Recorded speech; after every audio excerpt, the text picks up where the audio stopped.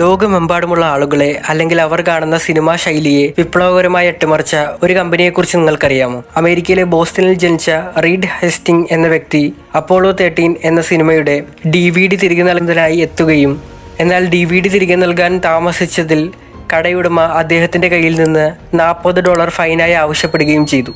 എന്നാൽ പിഴയടച്ച ഹേസ്റ്റിങ്സിന് ഇത് വലിയ നാണക്കേടും അപമാനവുമായിരുന്നു. ഈ നാണക്കേടും അപമാനവും അദ്ദേഹത്തെ മറ്റൊരാശയത്തിലേക്ക് എത്തിച്ചു. കടയിലേക്ക് പോകാതെ DVD നേരിട്ട് വീട്ടിലേക്ക് എത്തിക്കാമല്ലോ എന്ന് അദ്ദേഹം ചിന്തിച്ചു. ഈ ചിന്തയിൽ നിന്നാണ് നെറ്റ്ഫ്ലിക്സ് എന്ന കമ്പനിയുടെ തുടക്കം. ആദ്യകാലത്തെ നെറ്റ്ഫ്ലിക്സ് പോസ്റ്റിലൂടെ DVD അയക്കുന്ന ഒരു ചെറിയ സേവനം മാത്രമായിരുന്നു.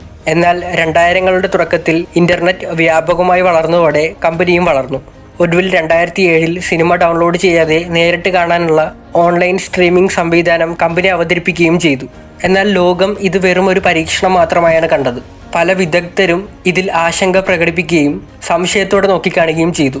എന്നാൽ ഇതിനെല്ലാം മറികടന്ന് നെറ്റ്ഫ്ലിക്സ് സ്ട്രീമിംഗ് രംഗത്തെ ആഗോള ശക്തിയായി മാറുകയും 2022 ഏകദേശം $34 ബില്യൺ വാല്യുവേഷനിലേക്ക് കമ്പനി എത്തുകയും ചെയ്തു.